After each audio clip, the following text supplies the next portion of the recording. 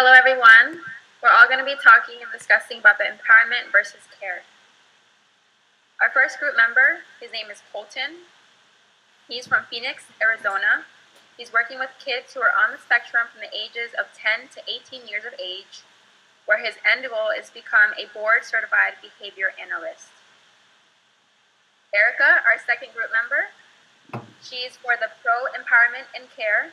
She's from Maine, and she works at the Falmouth High School, working with kids on the spectrum, where also her goal is to become a board-certified behavior analyst. Our third group member, Monique, she's from Tampa, Florida, and she's the attacker for the empowerment and care, where she's also working with kids on the spectrum and working full-time in case management. I am the last group member. My name is Christine. I am from Miami, Florida. I'm a sport consultant, and my goal is also to become a board-certified behavior analyst.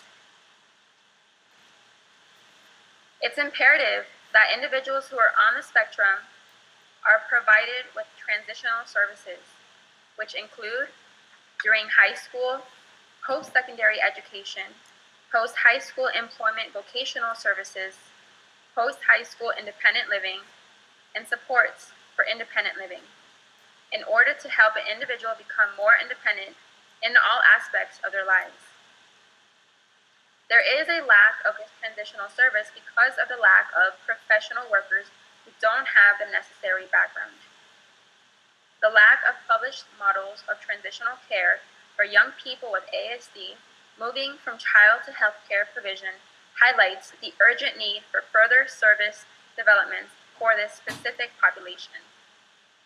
Traditionally, private insurance plans in the United States have excluded the coverage of most ASD-specific treatment, perhaps as a result of the out-of-pocket health care costs are higher for families of children with ASD than for families of children with other disorders. And now Colton will be introducing everyone's roles. So for this debate, Erica will be the stater, and she will be on the side of empowerment. A quick, brief description about empowerment. Empowerment is the ideology that promotes overall control over an individual's life and the choice of support method that they choose and that they seem fit for their needs and services. This also has to include decisions made post-secondary and after post-secondary education, as well as other support services that are provided. With this, increased transitional services are used to better support and give options for people with disabilities. Erica will argue that an increase in these transitional services helps the population not only increase their quality of life, but their independence as well as employment opportunities for the future of their life. On the other hand, we have the attacker, Monique, who will argue against Erica and the empowerment side of this debate. Monique will discuss the liability issues and other concerns regarding empowerment.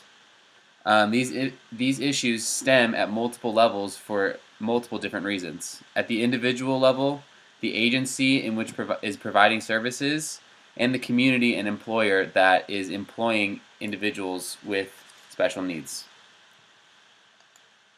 So now Erica is going to talk about the empowerment side and her side of this debate. Okay.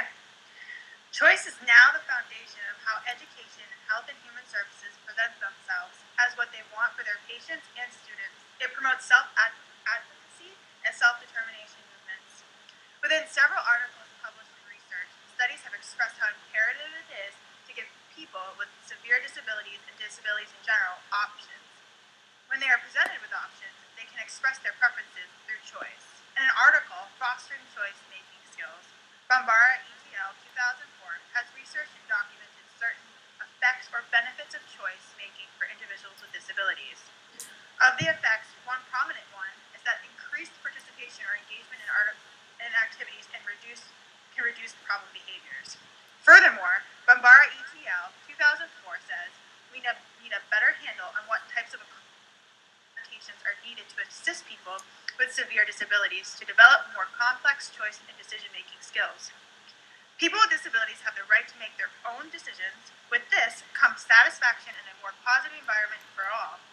Individuals with disabilities have the higher satisfaction within their employment when they choose employment of their interest. There just needs to be more transitional services, more trainings for employers, more advocacy, and more programs to better prepare people with disabilities and their employers to be more independent in their choice of employment. In the BACB ethics codes, they express the importance of giving the client an effective treatment, and that's in Code 2.09. And also in Ethics Code 4.02, it involves the client in planning in the consent, and in Ethics Code 4.04, getting the client's approval before implementing the plan is a huge part of choice.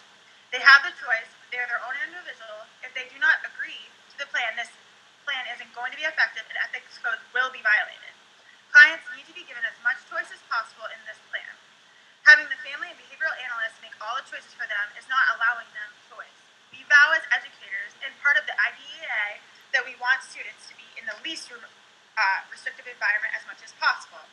This means allowing choice as long as they are mentally capable of doing so. Within the transitional services portion, as part of the IDEA, at the age of 16, people with disabilities are supposed to be provided transitional services. In an article, the role of community in the transition to adult world for students with disabilities, according to Ariel Hoover, 2016, serious discrepancies in the rate of employment after leaving high school for students with disabilities compared to their general educational peers is 57% versus 66%. Hoover also said that in the employment rates for white youth with disabilities is 62.6% compared to 35.2% for African American youth with disabilities and 53.8% for Latinos with disabilities. There aren't enough transitional services for people with disabilities transition to the workforce and on their own. Hoover recommended that there should be more research done on service learning for students with disabilities. There hasn't been enough studies for students with disabilities as there has been with people, general students.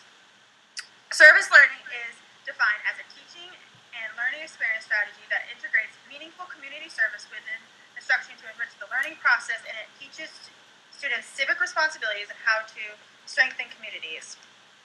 A study that was done by Miller 2013 did do a study on service learning impact on students with disabilities. According to Miller 2013, it was a qualitative study that was part of a larger mixed method study of project impact. The data that was collected was from students with disabilities. There was an equal number of urban, suburban, and rural service learning sites, and they surveyed one firm each.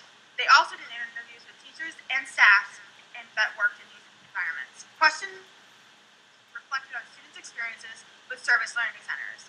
The findings from the study showed that students felt that this type of experience would help them in their future, and also students felt that they were regarded differently after this experience. Students felt that it would impress employers in their future, and it helped them to meet new people and build connections. Students felt that the service learning centers helped with stereotypical views of students with disabilities. This is an example of how we are lacking research on disabilities for students with transitioning from high school so they can be more independent. They really benefit from these transitional services, and it would help them become more self-sufficient. And then I'm also going to touch on self-directed services versus direct support workers. In an article, Status and Trends in the Direct Support Workforce in Self-Directed Supports, there is an option called self-directed supports instead of direct support workers. It would be nice if there was more financial supports for direct support workers, but because there is not, a better option may be self-directed services.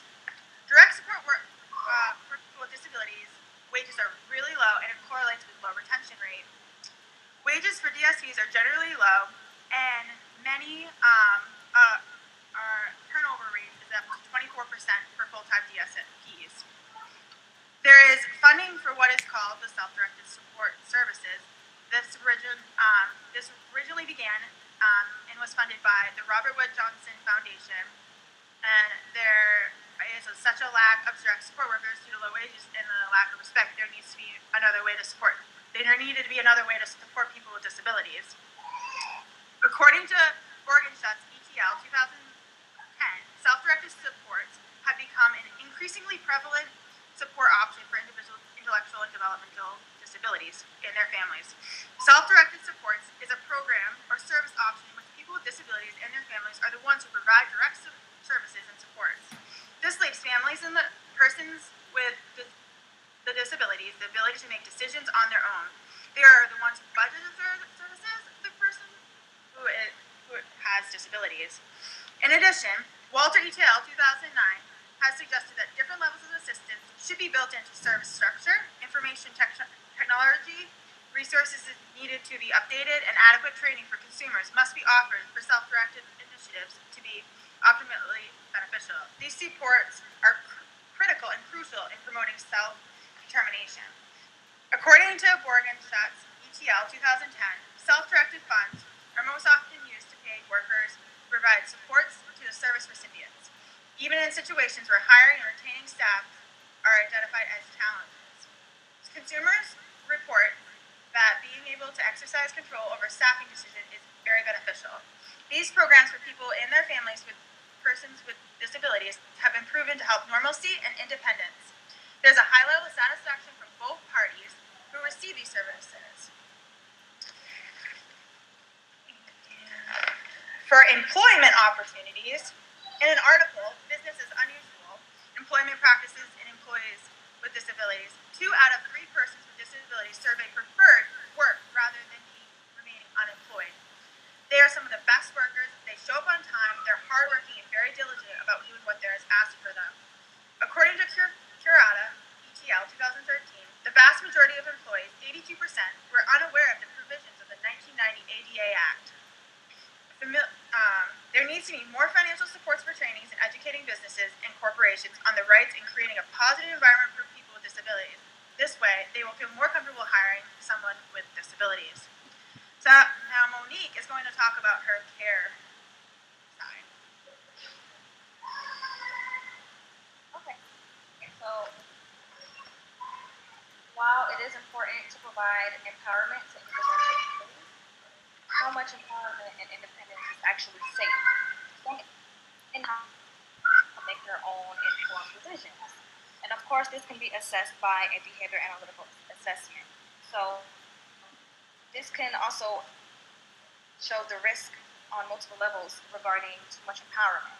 Transitional services focused on care in the form of a guardian, a behavior analyst, the RBT, or any other type of support could alleviate these risks.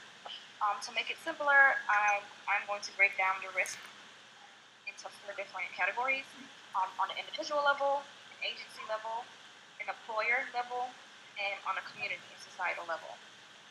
So first, again, I'm going to talk about individual risk. The individual being the individual with disabilities.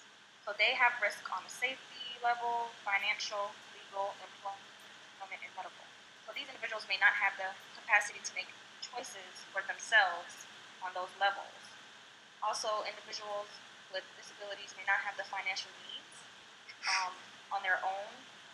They may still rely on funds, grants, or family as their financial resource. Individuals with disabilities often are taken advantage of in the aspects as I earlier stated, the financial, legal, employment, and medical stances, due to being easily manipulated. And as far as in the workplace, although the American with Disability Act is in place to protect disabilities in a workplace setting, according to an article written by Victor et al.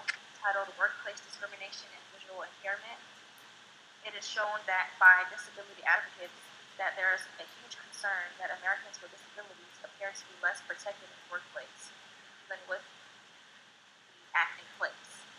Sometimes being able to successfully navigate the social nuances and relationships that exist in a workplace is more critical to success in a career setting than the job itself. A transitional model using care can be a protective factor to the individual in all those aspects of life. Moving on, we have the agency risk. The agency, in terms of the behavior analysts and their organization who are providing care to the individuals, their risks include liability and legal risk. The agency will be liable for any actions due to agreeing to the amount of empowerment given to the individual. The agency is responsible for tracking these risks, and if they're doing it inappropriately, it can be track the success of the individual.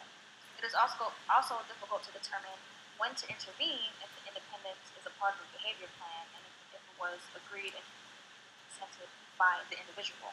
So if that individual do not want them to intervene, however, ethically they're doing something wrong, when do we intervene or not? There's two different ethical codes that are being explored at that moment. Moving on, there are the employer risk, which is similar to the agency risk. The employer risk liability and legal issues if the individual with disabilities acts out toward a customer or does something incorrectly on the job or does something consumers in a negative way. There is a tendency for problem behaviors when individuals with disabilities are in an environment outside of their control. Lastly, I want to touch on the community risk. There are risks to the community in regards to safety, in regards to property. Individuals with disabilities have higher risk of inappropriate behaviors to include sexual, criminal acts. The reason for this could be due to social impairment and lack of social skills. For example, according to an article by Claire King and Glennis Murphy from article titled Systematic Review of People with Autism Spectrum Disorder and Criminal Justice System, the obsessional interest might lead to an individual committing a sexual crime. That can include rape, that can include stalking. This article also reported that due to aggression, individuals with activities are at higher risk for committing assaults or crimes. That can also be due to the lack of knowledge of personal space or just not being comfortable with people in your space, with being in their space. To conclude, transitional services geared toward empowerment can lead to many risks and mishaps. Not all individuals will be able to fully be independent or to make their own choices. While on the other hand, transitional services geared toward care ensures that the individual is taken care of and it mitigates those risks to the individual, the agency, employer, and community on a whole. Next, I'd like to bring up a real-world situation regarding this issue of empowerment. Both sides will give will apply their situation to this specific example and back their statements and findings. The current situation is on a coffee shop called Betty and Buse. This coffee shop was created in 2016, and is located in Wilmington, North Carolina. The coffee shop employs currently 40 people with intellectual disabilities, specifically Down syndrome. The coffee shop also employs neurotypical counterparts and peers to work alongside the 40 people with intellectual disabilities. The mission of Betty and Buse Coffee Shop is to provide people with opportunities for employment and a better quality of life if they have intellectual disabilities. Erica will now apply empowerment to this situation and support her findings. All right. In this situation, I think that this gives employees with disabilities more autonomy and follows on with them giving them choices in the workplace, which is really important. And according to Ethics Code 4.02, the client should be involved in their program as much as possible. And this also validates the IDEA perspective with the least restrictive environment, allowing them to be integrated with their peers and having some normalcy and working with the general population. So that's what I feel. So Monique? I do believe that the coffee shop scenario is a good idea. However, I think the company itself needs to be mindful for liability. For transitional services focused on care, to lessen the risk, the company should train their small employees with disabilities. They should also offer diversity training. They should ensure that they have enough and adequate staff in order to monitor and supervise these individuals with disabilities.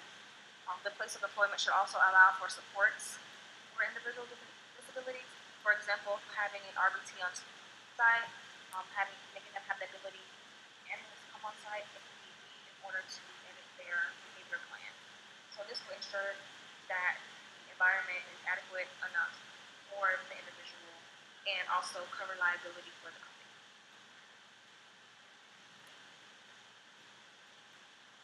In concluding our debate, we're going to end with a couple of questions. As a group, we're going to discuss the two questions.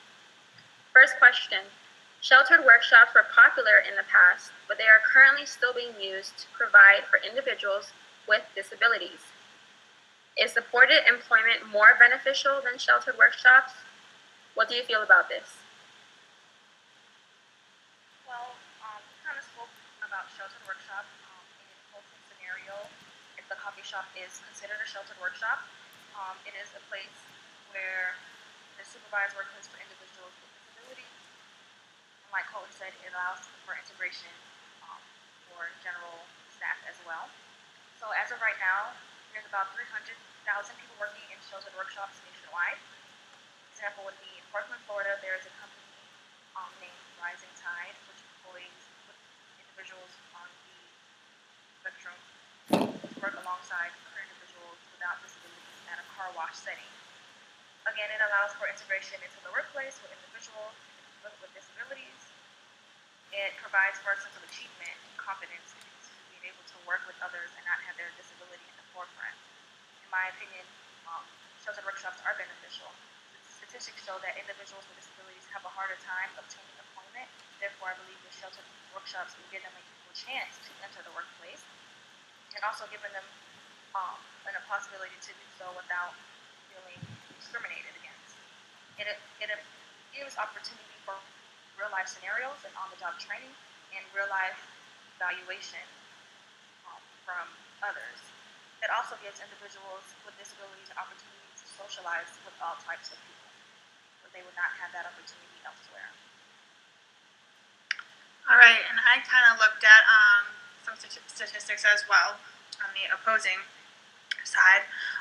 In an article called "The Percentage of Supports Employees with Significant Disabilities Who Would Earn More in Sheltered Workshops," I saw that the start of supported employment began in 1980s, and there has been questioning on whether supported employment is worth taxpayers to be investing in, whether supported employment is more beneficial than sheltered workshops, and do people with disabilities make more from community-based jobs or in facility-based programs. And almost every study in general has supported that the people with disabilities have supported employment, that it is more cost efficient with the ability to obtain more competitive jobs than in workshop sheltered programs. But wages that have been collected was only on a national average, and there could be some outliers with some higher wages, and that could cause some skew in the results. So, in a present study that was conducted, there were records that were obtained from the Rehabilitation Services Administration through the 911 database, and the 911 database contained information that included demographics, services received, and vocational outcomes. In 2013, 589,402 people had their cases officially closed by the state federal vocational rehab program. 21,257 of these reported cases selected supported employment as a vocational goal, all of which were considered by the RSA of having significant disabilities. Average weekly wages were looked at. The applicants' wages in the community were then compared to weekly wages from participants participating in the sheltered workshop programs.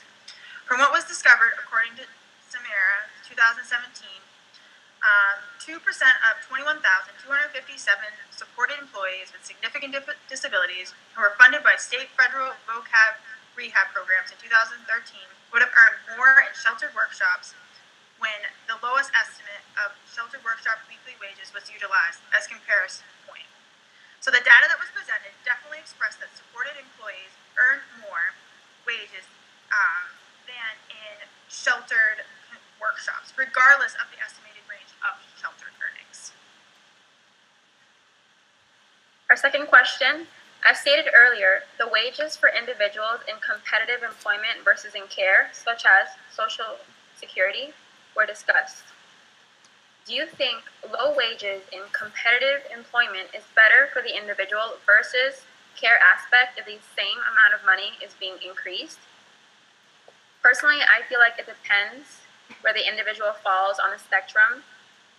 I think they should be given the chance, just like any other individual, to have probation, a week, 2 weeks, see how they can do in the job, and if their behaviors or any other deficits get in the way, then that can be discussed.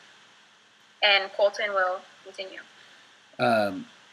Yeah, to piggyback off of Christina, I believe that, for example, if the benefit to the employer and the employee does not exceed the cost of total care to that individual, then the idea of empowerment fails and does not accomplish its intent.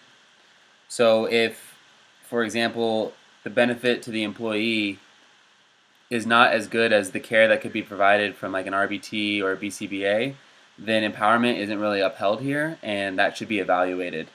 If the employer isn't getting the appropriate work out of their employee that they should, given their wage, then again, empowerment is not followed through here, and it should be examined.